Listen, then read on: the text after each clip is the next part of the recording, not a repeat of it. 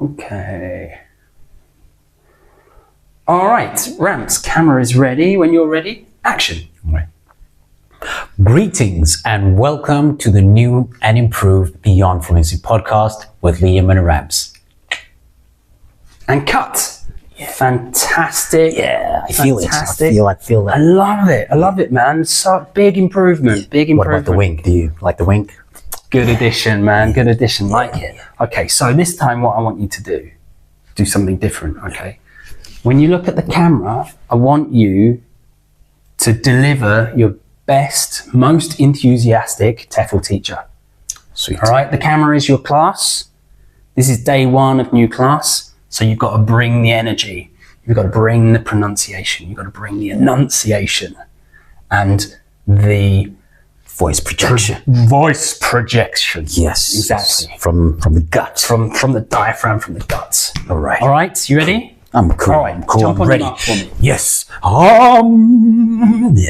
All right. All right, let me find... I'm ready. You just tell me when you've got the perfect frame. All right, Camera is ready. When you're ready, Ramps, action. Greetings and welcome to the Beyond Fluency podcast with Liam and Rams.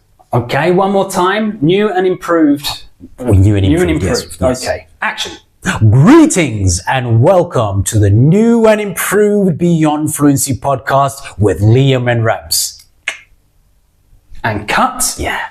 All I feel right. that one. Good work. Good work, man. Good work. Yeah. You knew what you're doing. You could feel the character, right? In the element. You're there. You're improving. Good. Yeah, right. yeah. I got a new one for you. Yeah. Okay. Yeah. Right. So this time, what I want you to do is channel your inner Barry White. Oh. Right? Barry White, he's got the deep voice and he's looking at the camera like it's a beautiful lady. And he's making love to the camera. It's a Wednesday. We got candles and champagne and everything is... You feel me? No, I don't feel you. No? No? No? Nah. Rams, Nah. welcome to the show. Today, we're diving into the power of presence from mindful to magnetic and everything in between. We have a plethora of new features to share with you today. Like Guess the Idiom, a game show style picture quiz. We've hit the streets of Milan for Say the Word, challenging non-native speakers with difficult pronunciation words. Pop culture reference looks more closely at language originating from popular media that has become idiomatic within their own right. This week, we look at Star Trek and Mr. Spock. Finally, an active listening exercise for you to pay attention to, collocations with the word presence. We've left a little logo hint for each one, so keep your eyes peeled for when you spot the collocation. Stick around to the end for all the answers. I think it's now common knowledge that mental presence is quite difficult. I say common knowledge because the first thing that comes to mind when I think mental presence is things like distractions. And of course, in the world of amazing technology that we have in the now. information age. Oh, man. Right. Yeah.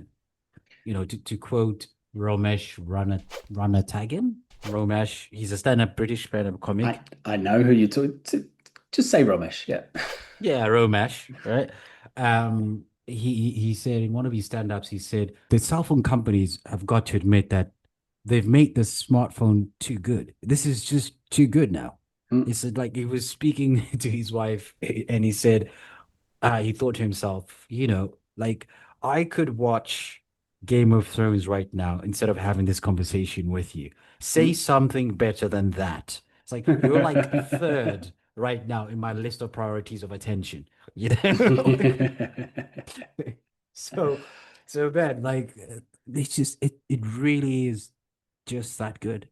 Well, you know, it has been discovered that our attention span is more like 3 seconds than 7 seconds, which is what it was pre-social media and the digital age. It used to be you had 7 seconds to make a good first impression. Now you've got 3 seconds that actually grab someone's attention to keep them watching. That's the metric Facebook uses to classify something as a view. The viewer has to stop on your content for 3 seconds or more.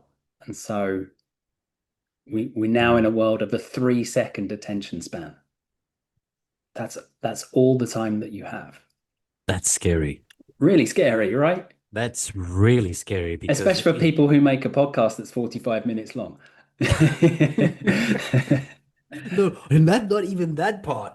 That it obviously is gonna spill into other areas of life as well. Oh, yeah, of That would course. mean in a job interview. That would mean, I don't know, meeting your partner's parents for the first time. Right.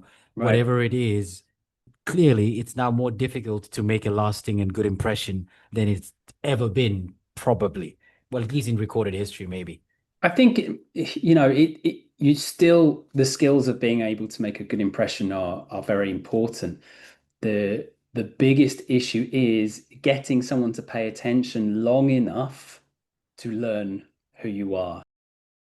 In terms of paying attention, how this affects listening skills, Mhm. because this is something that's very important in terms of language, is being able to listen for long periods of time and for a lot of people without understanding everything. Like, I think it's important here to have a distinction between active listening and passive listening. Right. Okay. Because- Why don't you tell us what that is? Well, so with passive listening is what we all do when we're in a restaurant. We're having a conversation. Hopefully, it's a great conversation. And in the background, there's music. And obviously, the music is there to add a bit of something to the ambiance, so to Mhm. speak. And you may take note of a song or two if it's a particularly nice song for you. But for the most part, you're listening to that passively. So you're not really paying attention to the music in the background. Mhm. And then there's active listening. This is where you obviously listen with the intent of hopefully understanding, because sometimes we pretend to active listen. Coming back to the active listening and mental awareness and attention, one of the first things you'll notice as you start to develop your listening for detail skills in a particular language is that your attention span, your ability to listen to that language, in this case English, for a long period of time increases over time, right? Mm. Slowly but surely. Yeah. Mhm. Yeah. So it's always a good measure for me to see how far I've come with my ability to listen. So I'll start with 5 minutes and then, gradually build on. And that will be the amount of time I'm able then to focus, do some focus active listening would usually be my measuring stick. Yeah, to absolutely. identify. Yeah. And just to reiterate what we've said in previous episodes, listening is the hardest skill to improve on, in my opinion. I was going to ask, yeah, why? Why? Because it takes the most amount of concentration. It takes the most amount of energy, especially to be in the moment, to listen to someone, control the voices in your head, which is saying, you didn't understand that word. You didn't understand that word. What does that word mean? Not heard that before, right? The anxiety of trying to remain calm in the moment, to understand as much as possible, so you at least get the gist of what people are saying. From my aspect, it's overwhelmingly the most difficult part of learning a language. And I think a lot of that is to do with your learner type and attention. Now, if you're an audio learner, listening is your thing, right? Yeah. Happy place listening for me. Right. If you're a kinesthetic learner, not so much. It's you need to do stuff. You need to move, and this is the thing when it comes to attention. You're having to work against the natural way that your body and your mind wants to work, and that's why it takes so much more energy. Okay. I definitely see where you're coming from. Obviously, I don't share the same view as you. Often when I'm faced with clients who say they have difficulties in listening, I'm like, oh, that's the best problem to have of all the 4 skills of the language, right? Mm-hmm. We're going to have lots of fun here, right? Right. The only reason why I regard listening as maybe the best or the easier problems to deal with in language learning is because of all the skills, listening, reading, writing, speaking, it's the only one you can do actively and passively. And so for people who struggle with listening, I often recommend, well, start with passive listening. Just get used to the sound of the language, just have it around you, especially a lot of the clients that we work with.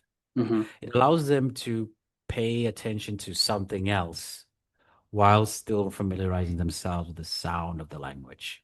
Right. So when they start to shift their attention away from whatever it is they're doing and to listen, because naturally what will happen, especially if you're listening to a news broadcast, which is what I usually recommend. Music, not a really great one. And for reasons we've said so before, if you listen to lyrics naturally in a song, music could be helpful, I think. If you don't, then I don't think it'd be very helpful. But naturally, if you're listening to, say, current affairs, at one point or another, you will drift up from passive listening and shift your attention to what's being said. And yeah, so So what you're saying is that passive listening gives you the opportunity to tune in and tune out of what is happening at will without having to give full concentration. Tuning in and tuning out. Yes, because especially for people who identify listening as a very difficult thing to do, because usually, and not always, usually that means I find it very hard to concentrate and focus if I'm simply just listening to something in general, even in my own language. Like I struggle with audio podcasts in my own language because at some point my mind starts to drift away and I start thinking about things, So passive is great. Passive listening is great because naturally they'll tune in and out, tune in and out, tune in and out, tune in and out. Right. And it's sort of like a sort of Jedi kind of way of training the mind, like a ninja. All right. No, let's stick with Jedi. I like that. You like Jedi? Yeah. Oh yeah. Oh yeah, it's Star Wars reference. Of course you'd like that. Star Wars, of course.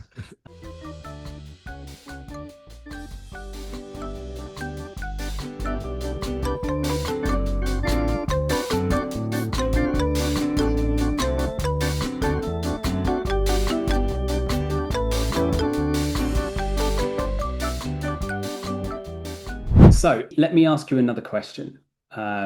What would you say the difference between hearing and listening is? Because I think we've all had this argument with a loved one at some point where you claim to have heard what they have said, but maybe you haven't really listened to what they were telling you. Yes. Before I answer that question, I'd say if you're Nigerian, you probably use them interchangeably, especially if you're speaking to another Nigerian. So like you'll hear one Nigerian saying to another to say, do you understand? They'll say, are you hearing me? Yes, I'm hearing you. So okay. If you're Nigerian, there isn't really much of a distinction. Well, I'm joking, obviously. Listening, I would say, is active. Hearing is passive. Okay. To add to that, listening is something that you do because you are trying to understand. Right. Whereas if you hear, you are sort of aware of what the person is saying and not necessarily trying to understand exactly why they're saying it, where they're coming from, and so on. Right. How would you define it in a similar way or differently? No, I like the way you put it, actually. It's the same activity, but one is passive and one is active. Yeah. Right. There's a great idiom that can be used for someone who is hearing you but not listening to you. And that is to go in one ear and straight out of the other. I'm going to tell you, as a little boy in primary school, I think I may have heard that more than once. It sounds a pretty good description of my life, to be honest. Not just primary school. Well, it depends who you ask. Well, again, this comes to learner type, right? You can tell me something, but unless you either show me or let me do it myself, if you just tell me, it doesn't register all of the time because that's not how my brain processes information. I'll give you a perfect example. there are jobs that need to be done around the house. Your partner comes into the room while you're in the middle of doing something else. So your visual kinesthetic energy is on your phone potentially. They tell you a job that needs to be done, and you kind of go, yeah, all right, because you feel like there should be some acknowledgement. But your brain doesn't hang on to that information because your processing brain was in the middle of doing something else. Okay. And so therefore it's less likely to stay in your long-term memory. Yeah, because in that moment you heard what they said, but you weren't listening. You knew Exactly. they were talking. There were sounds coming from their direction, Yeah, but no, exactly what it is. Yeah. yeah, exactly. Your processing brain was engaged in doing something else. And so therefore it doesn't register the weaker component, which is the audible instruction. Now, what I've started to do is as soon as I hear my partner's voice, then I just kind of stop my phone, whatever I'm doing on the phone. Um, Also because then she insists that I look at her when she speaks. So it's just sort of like I stop my phone and I'm like, yeah. And then I look at her and then she speaks and then I listen and then I Hmm. say, okay, yes, no, maybe, whatever the case is. Yeah. Right. Any other recommendations in I the, mean, as we that's said, that's a good way to begin the active listening is to actually look at the person speaking to you. You're ah, never going to give someone your full attention if you're looking at something else. If you're looking at a TV or a phone and someone is in your peripheral vision and you're not directly looking at them and giving them your full attention, you're much less likely to engage with what they are saying. unless you, of course, have a blank look on your face, at which point my mom would usually say, are you listening?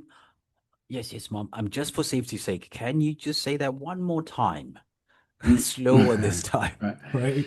How do you know that you're starting to? Because sometimes, genuinely, and I don't know if this has happened to you, but Mhm. sometimes I'm not even aware that I'm really not listening until Right. I'm like, oh shit, I'm not listening. Um, do you have some little tells there? There's something that you could internally somehow sort of gauge whether or not you're listening or how actively you're listening. Because Mm. sometimes you really just absent-minded, especially maybe if you know or feel like you know where the person is going with whatever it is they're saying, you start to, I'm sure you found yourself in that situation, especially when talking to me. You're like, okay, I know exactly where Rams is going now. So, oh, wait, did I, Sorry, did what did you did just I, say? I did wasn't listening. I, you know what I mean? Especially Yeah. when you're talking to like storytellers, people who like to tell stories sometimes, Right. right? Right. Is there anything like internal? Because I was thinking about that even just earlier on today, as I was thinking about the conversation that have I identified something within me that is sort of like my compass of some sort of like, okay, I'm starting to drift away now. I need to come back and listen more actively. I don't know. It's different for everyone, isn't it? Mm, mm. I think one thing that certainly helps is posture. Changing your posture. If you feel Yeah. yourself sort of drifting away, If you make sure pick you yourself up. stand up straight, open your posture. This has been shown to increase your potential for attention. If you're starting to slump over, the classic phone pose puts a lot of stress on your head and your neck. You don't get the same type of blood flow, which, if you're not getting as much oxygen as is optimal to your brain, certain processes will become more difficult, and giving something your attention is one of those things. So check Hmm. your posture. Are you standing up straight? Is your back straight?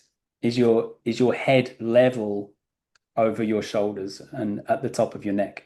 You know? That actually makes sense. Yeah, like you also, when I think about it as well, it's part of maintaining a person's attention is breaking and changing something every now and then. So I can see how that for the listener as well, being a Hmm. little bit more aware of their body, like, okay, I'm drifting away. Oh, okay, maybe let me prop myself up a little bit, or maybe let me change my gaze, direction of where I'm looking and come back again. I can see how changing movement from the listener's point of view can also help them come back into the conversation or pay full attention to what's happening Yeah. there. And control your environment. If you know you're a visually distracted kind of person, sit with your back to the room. Say you're out for dinner with someone, sit so you're facing them. They're facing the room and you're facing them.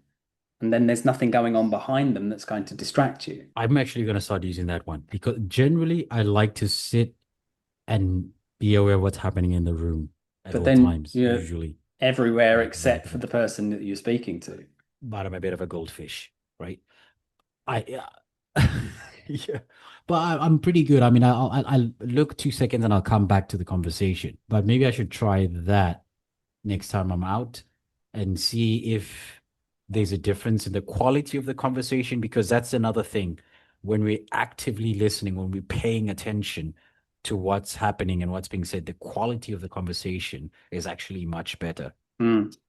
Because you are asking questions that you can only ask if you're listening deeply and listening, seeking to understand, trying to understand. Yeah. So I think there's a connection there between great, meaningful conversations, whether it's in business or in your social life or whatever it is. Yeah. And listening sort of attentively.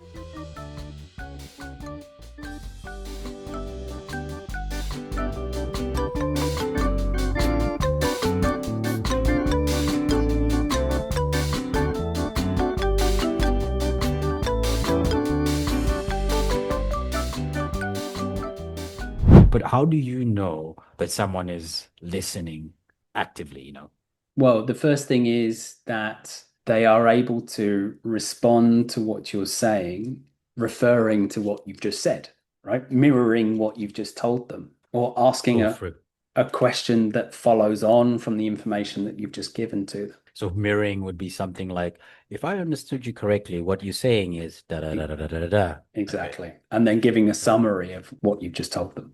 Or a follow-up question you said as well. Yeah, I think that's the most obvious sign that someone has been paying attention. Now we're going back as the speaker and trying to understand if the person who's speaking to you is listening. Are there any other indications that we could use for the speaker to understand, okay, maybe I need to change how I'm saying something? Body language is an obvious clue as to whether someone is paying attention to you or not. Eye contact is a great start. You can tell, I mean, if people are giving you, I would say like 60, 70% of the time, they are looking directly at you, whether they're looking at your eyes but they're looking directly at you, in and around your face. That for me is good quality eye contact. And again, posture. If you look at somebody's posture, if they're slouched and hunched over and they're looking at you, but they kind of look tired and closed, they're probably thinking about something else. It's the teenager look, isn't it? It's the sullen kind of, oh God, I gotta listen to this guy again. I love that you have a name for it, like the teenager look. Yeah. Well, it is. It's a very fitting name. It's a classic. It's a classic. Kevin and Perry. Pop culture reference. Thanks, Mum. Kevin. Are you going to thank your mum? Oh, yeah. Are you going to say thank you? I just bloody did! Forget it, Dave. It's not worth it. Sometimes I get skeptical when people say, I'm like, okay, are you really listening? Or are you just kind of like telling me, go a bit quicker? Like, I get it. Go on.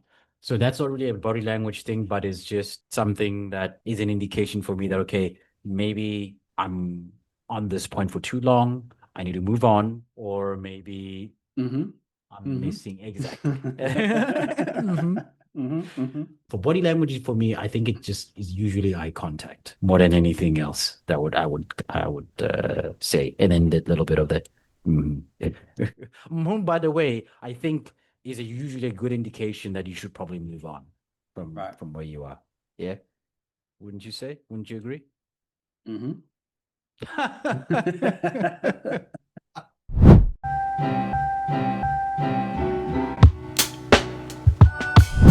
Awareness. Awareness. Awareness. Awareness. Awareness. Awareness. Centered. Centered. Centered. Centered. Centered. Centered. Centered. This is how English people say centered. That's weird. American, they have the E and the R. I thought you spelled it wrong. It's spelled correctly, I'll have you know. You're British? I'm British, yeah. Okay. Yeah. When was the last time where you felt like you were in a conversation with someone and they were physically there, but mentally elsewhere? You know, like Mentally checked out. Yeah, absent-minded for days. Right. I don't know. I should probably ask your partner. She'll be able to answer that question. I'm terrible for zoning out. Like I say, you know, listening isn't my natural way of processing. And so I'm a pretty good example of someone who gets distracted when listening. I don't mind admitting it. You do a good job at masking it, though. Yeah, right. you really do a good job. Until you said that now, I was like, really? Yeah. It's a challenge. It's a challenge. Like I say, it's not my natural way of processing things.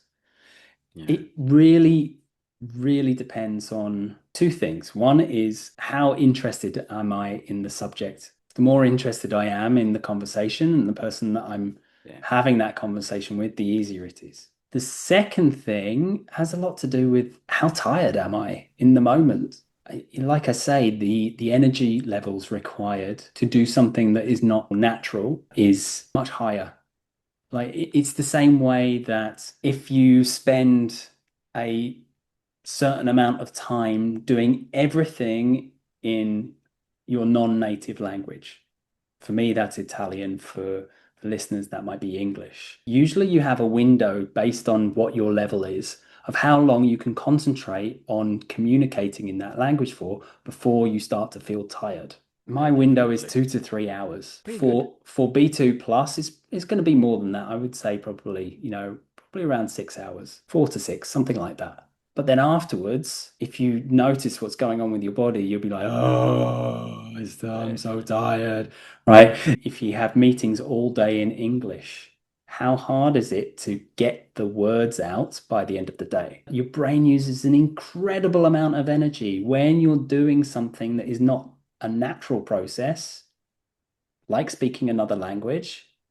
It's going to take even more energy than normal. And so those are the two determinants for me. How interesting something is and how tired am I in the moment. What about habits that help you stay in the moment? Earlier on, we spoke about increasing that attention span and why I always think having listening as an issue is definitely of the 4 skills, it's the best problem to have because I feel like it's one of the easier ones to solve. As someone who's, identifies that listening is not necessarily a very natural way of acquiring information and learning and so on, are there any things that you do that help you remain sort of like in the moment when you have to go for those? I mean, you said your window frame now in Italian is 2 to 3 hours. That's a lot of listening time, right? Right.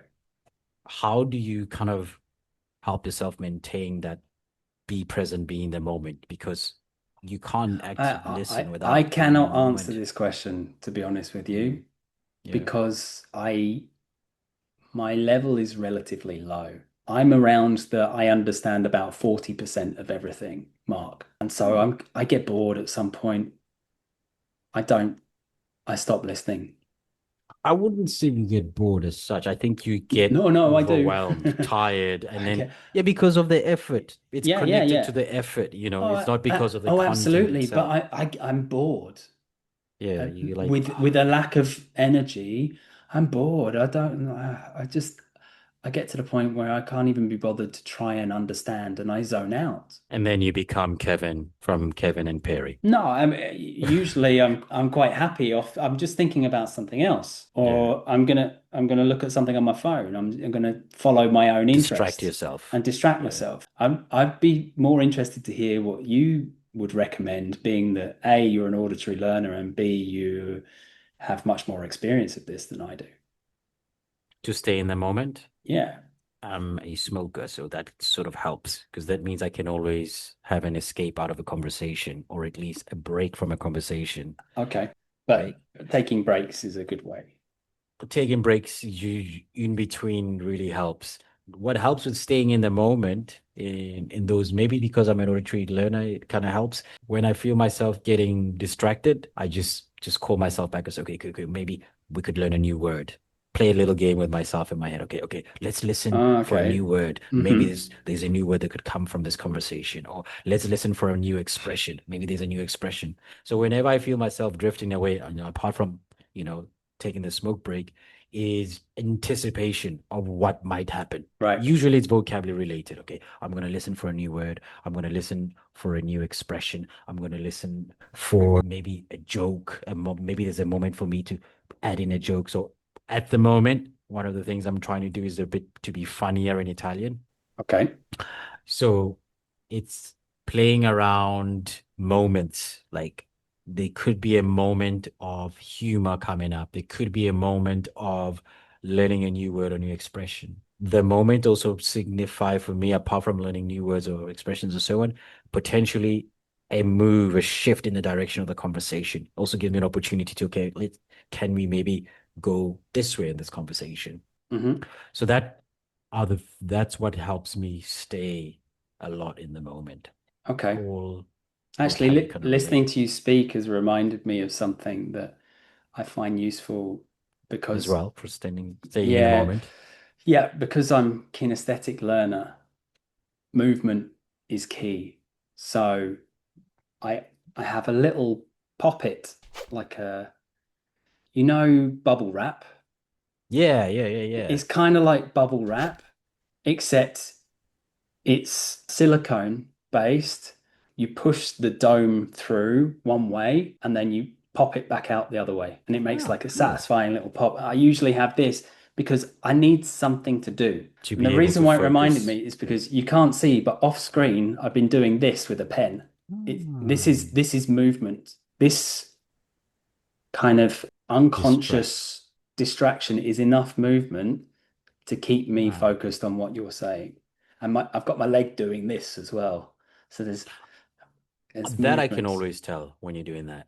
Right.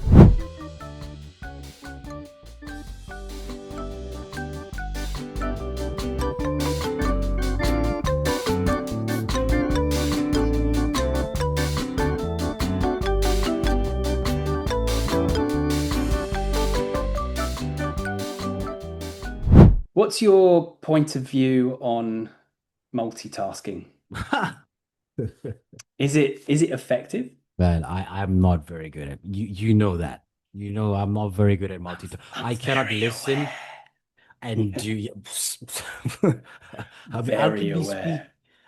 I could be speaking with you on the phone and maybe going through my calendar for the week, and you'll say to me, Ramps, you're distracted. Call me back in 10 minutes when you're done doing whatever you're doing. That's how. Yeah. So I'm not. I think there are people who are good at it. My mate Mandy, amazing at it. Like Mandy is like arguably the king of multitasking, because Mandy will be with me on the phone while making dinner for his daughter, the youngest, the baby of the family, and at the same time playing PlayStation. Like, I don't know how he does like that's impossible. Just so you know, that's impossible. And not recommended. Do not try to cook and feed a child while playing PlayStation. We do not recommend this. I may have exaggerated a bit about the PlayStation bit, right? I think so.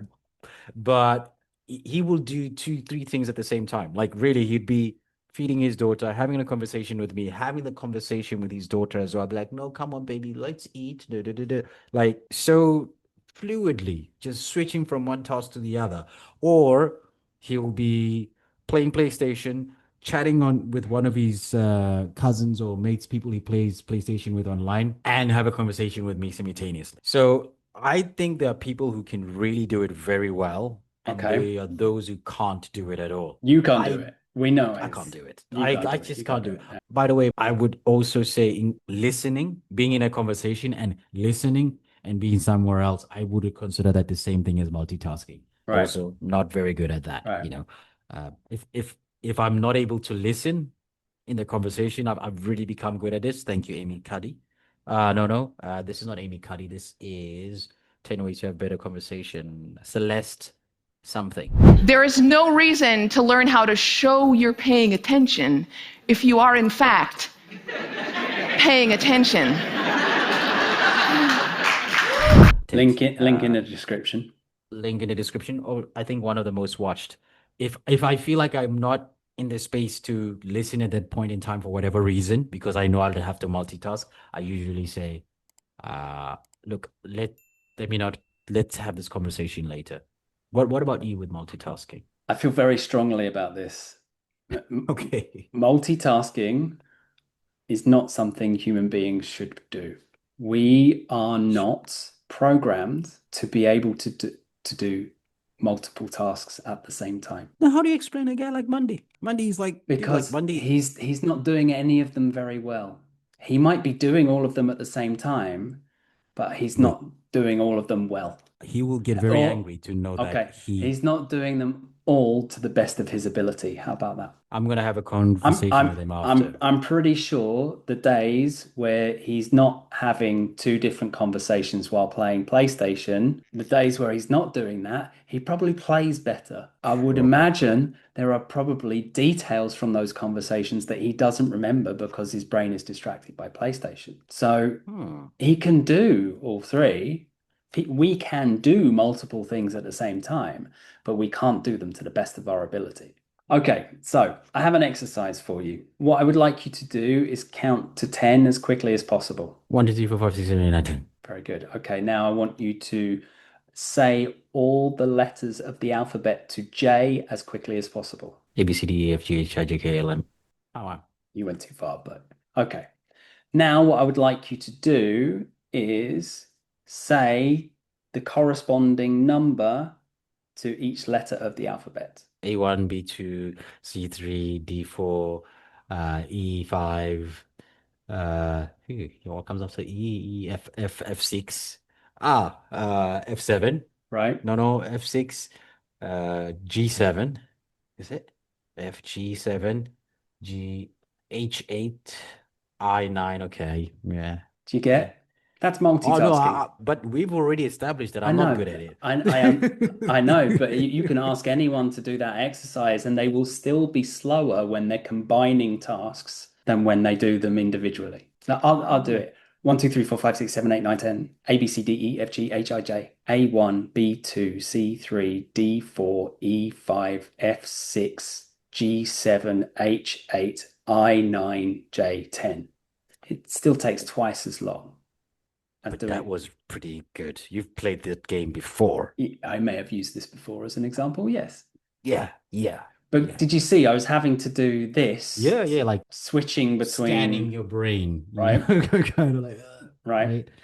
Exactly. It didn't just happen, and it took nearly probably twice as long or more than doing each task individually. Well, I mean, and that's our brain when multitasking. You cannot create a flow state if you're multitasking. It's impossible. You cannot create that deep sense of focus or concentration if you're distracted by more than one thing.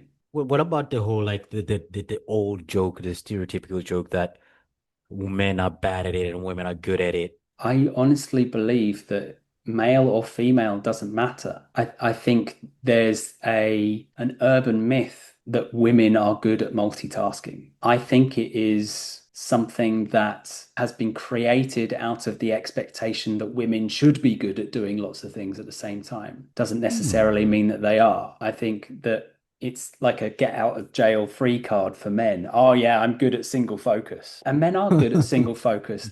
I think the fact that we live in a society where that is the expectation, it makes it easier for us. I think you're right. There are some people who manage multitasking better, but if you ask them to take each of those tasks, do it individually, I guarantee they would do each of them better. In total amount of time. They would do them better and faster if they took each one individually. And herein lies the problem with the modern world is there are so many distractions. It's almost impossible to focus on one thing at a time. How many times have you seen someone crossing the street while reading notifications, right? Yeah. Like, that's the first thing. While at the same time drinking a coffee and, how many of those people get run having over? A conversation. Because they don't notice the light is red, right?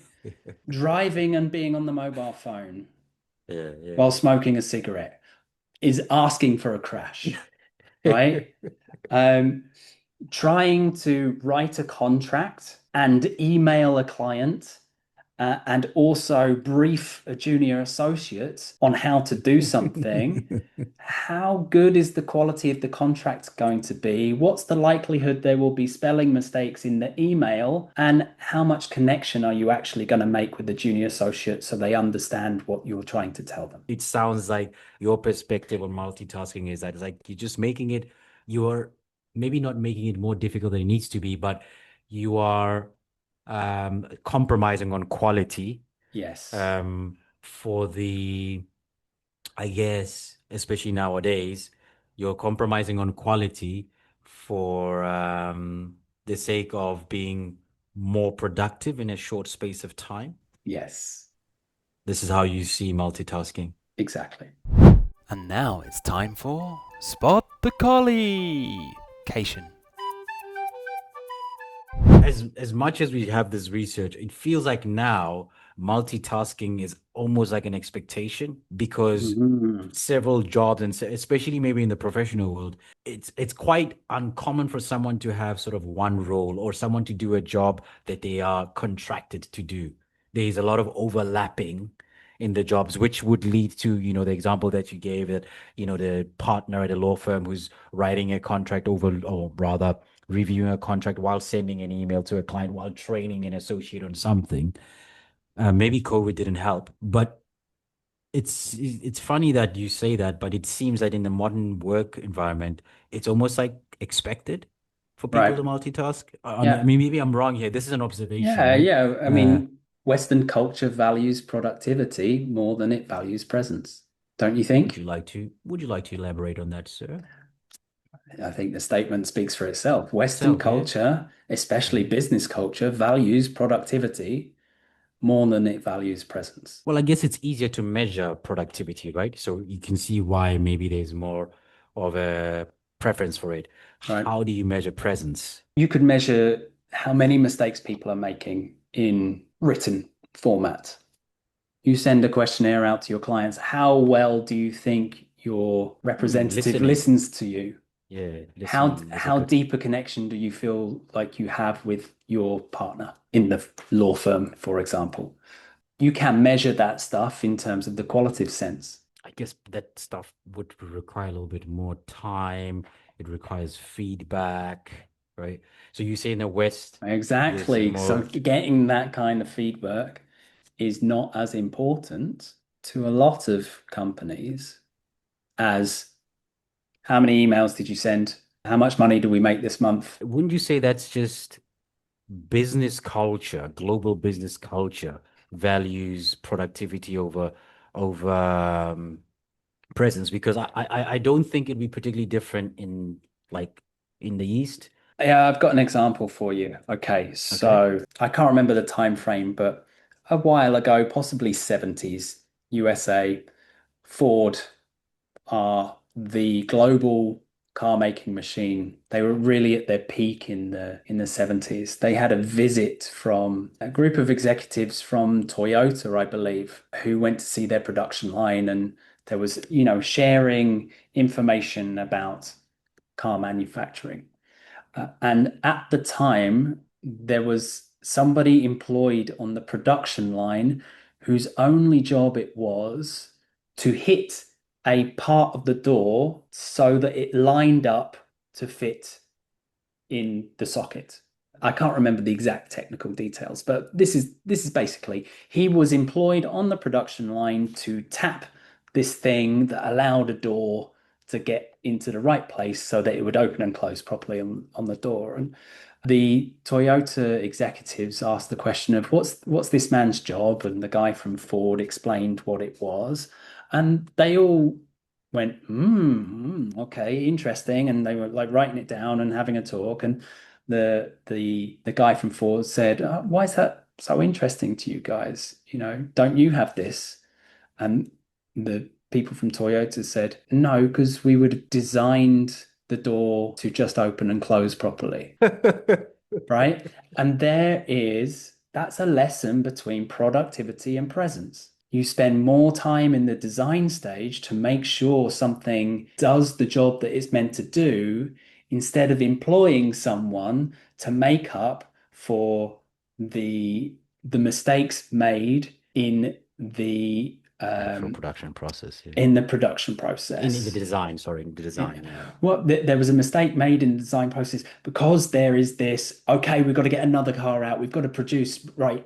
There's this capitalistic view of, okay, if we put something out next year, then we can make more money. Yeah. Toyota said, okay, we spend more time on design, but then everything works efficiently. That's the difference between productivity and presence between the West and the East. And the way you said it now as well is so obvious. It's like, yeah, why would you like purposely make something that you have to fix? Right. Like before you actually sell it, you gotta you're already fixing makes you question the quality of the car to begin with. Right. The Japanese guys ding were ding ding probably ding thinking, ding ding ding. Right. Yeah, like we don't know so sure about these where Ford where guys. do the safest cars in the world come from? Is it the US or is it from Japan?